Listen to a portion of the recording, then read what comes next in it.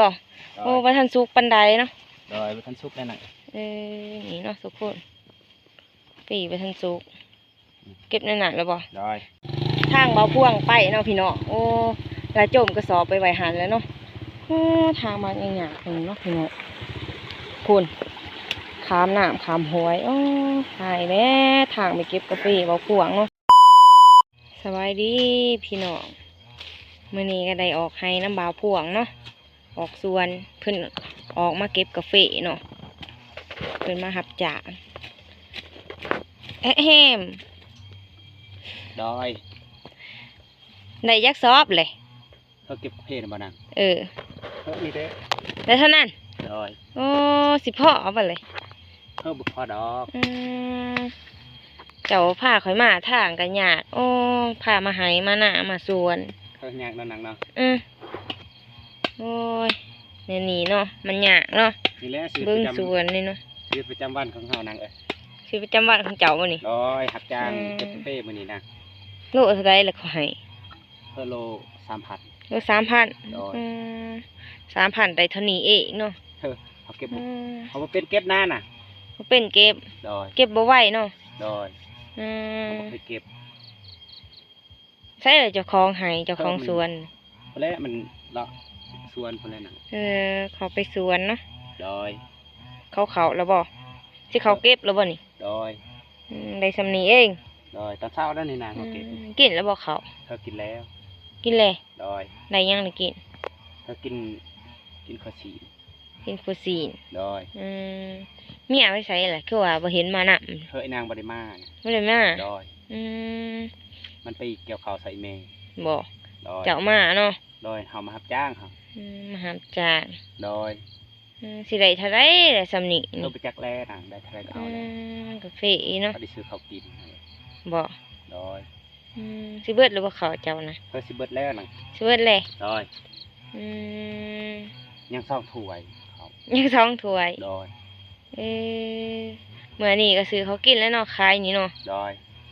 เขาบ่ได้ขายได้นางเอาค่าเก็บนะครับโอ้ค่าเก็บโดยเก็บให้เขาโดยสำนี้เนาะครับคนเมื่อเองมื้อนี้โดยนางคนเมื่อให้เขาอยู่เฮือนผู้โดยฮอดเฮือนไปแล้วนั่นก็ขี่รถจักรเขาบ่มาโดยออกมานำบ่พวกเนาะเบิ่งลาวชีวิตประจำวันลาวโดยนี่แหละชีวิตประจำวันของเฮานะเก็บกาแฟรับจ้างเก็บกาแฟเนาะขายแห้งก็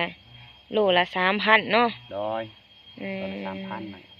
คันหาก็บ่มีของกินน่ะมีข้าวกินเนาะก็หาไปแล้วเนาะบ่มีเงินซื้อข้าวกิน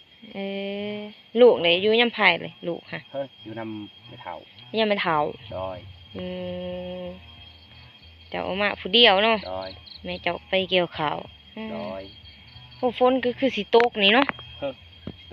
คืออยู่พี่น้องเอ้ยตรงนี้เก็บเลยแล้วน่ะเก็บเลยโดยเก็บแข็งฝนบ่แข็งฝนเลยได้น่ะมีอยู่บ่ตูบนี่ให้นี่คือว่าบ่เห็นนี่ได้เอาไปตองกล้วยได้เฮ็ดเอาไปตองกล้วยเฮ็ดโดยฝนสิตกแล้วเนาะพี่น้องเอ้ยสิไปเก็บแล้วบ่นี่ไปแล้วน่ะเบิ่งไปเก็บเบิ่งหาเบิ่งวิธีเก็บเนาะใดๆเนาะข่อยก็หาก็มาบางยาเด้พี่น้องสิบ่เคยเก็บบ่นางไปจิเลยพาไปนี่เอาเครื่องเอาไว้กันดิน่ะเครื่องไว้เนาะ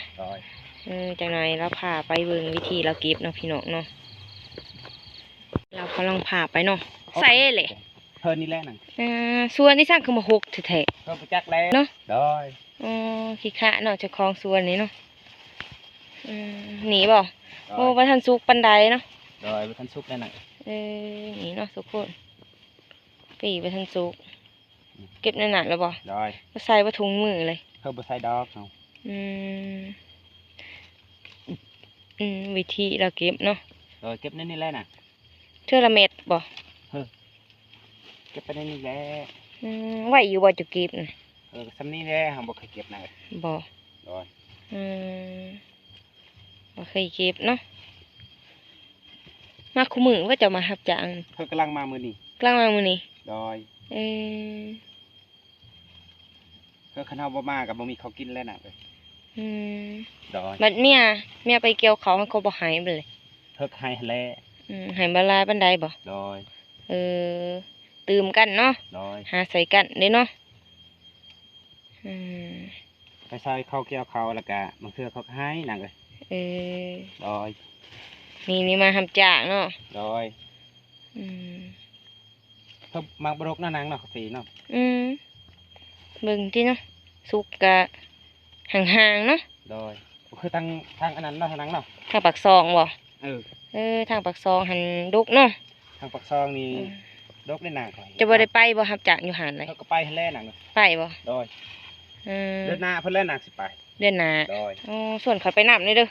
สิไปนำมานัง สิไปถ่ายเด้ว่าขนาดมันดุกบ่จะเก็บไว้ซำใดเลย เออ เนาะ ไปเล่นหนังเลย ไปบ่ โดย อืม ไปจะก็ไปเก็บบ้านัง ใครว่าเขาว่าเขาไปเบิ่ง เอาไปเบิ่ง อืม โดย เขาไปถ่ายเจ้า จะไปก็เก็บเช้าด้วยหนังเด้อ เก็บใส่เจ้า โดย จะสิให้ใครบ้าเลย เพิ่นก็ให้แล้ว ให้ยังเลย เพิ่นก็ให้เงินให้แล้วหนังเลย บ่โดย คิดให้แนวอื่นนะฮะ เขาบ่มีดอกนะเขาบ่มีดอก บ่มีเนาะ โดย อ้ายแล้วบ่นี่ เพิ่นยังได้หนัง อืม อัน เก็บ นี่แหละนางชีวิตประจำวันเฮานังเลย อืมเก็บเทื่อละหน่วยเทื่อละเม็ดเนาะ โดยบ่หาจ้างก็บ่มีข้าวกินเฮา อื บ่มีเงินแล้วเฮา โอ้ตายอีต้นเนาะ โดย ตายอีต้นเด้บ่พวกนี่เนาะ นั่นนี่ได้เอามาเก็บกาแฟสอนมูลได้เท่าไรก็เอานังเอ้ย สิได้จักโลล่ะ เพิ่ นี่ นไปจักแล้วนังเอ้ย10โลก็เอาแล้วนัง 10ซะโล โดย ได้บ่เด้ขวาหน่อยเดียวบ่ครึ่งก็สอบครึ่งบ่เลย นังเนาะ อืม เพิ่นเฮากับเก็บบ่ไหวนัง อืม โดย บัดเขาไปใส่แล้วเขาอยู่ทางผุนบ่ เพิ่นได้อยู่ถึง อยู่เทิงเนาะ โดย สวนกับหกแท้ๆเนาะ เพิ่น จะ ของส่วนนี่คานเสียนะนังเนาะ อืมเบิ่งที่หกอยู่ โดย บ่ยานบ่งูตอดเลย เฮ้อ มีอยู่บ่งูค่ะ เพิ่นมันก็มีอะไร เคยรู้บ่เลยงูตอด เพิ่นบ่เคยนา ฟีบ่งามปานใดเนาะ โดย โลเท่าใดล่ะกะฟีอ่ะ เพิ่นโล10,000นัง 10,000 โดย เขาจ้างเจ้า 3,000 เนาะ โดย เขาก็เหลืออีกอยู่ 7,000 เนาะ โดย จ้างเขา เจ้าบ่มี 3,000 บ่กาแฟเจ้าเองนี่ เพิ่นบ่มีดอกนัง บ่มี โดย เออ เขาบ่มีดินนานังบ่มีดินปลูกน้ำหมูนา บ่ โดย หารับจ้างไปแนวนี้เนาะ โดยรับจ้างแบกชีวิตเขานั่นแหละ เพื่อเอาชีวิตรอดแต่ละมื้อบ่ โดย เนาะ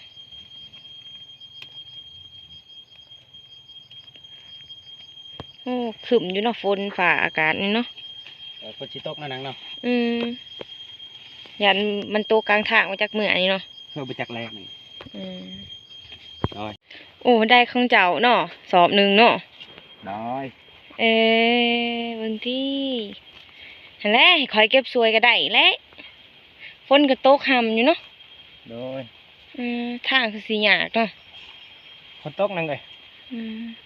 ยากบ่ทางเลย เพิ่นก็ยากคันแล่น จักหน่อย ฝนตก ถ่าย ไง ตอนเมื่อยเนาะพี่น้อง ได้ ว่าทางยากสำใดเนาะ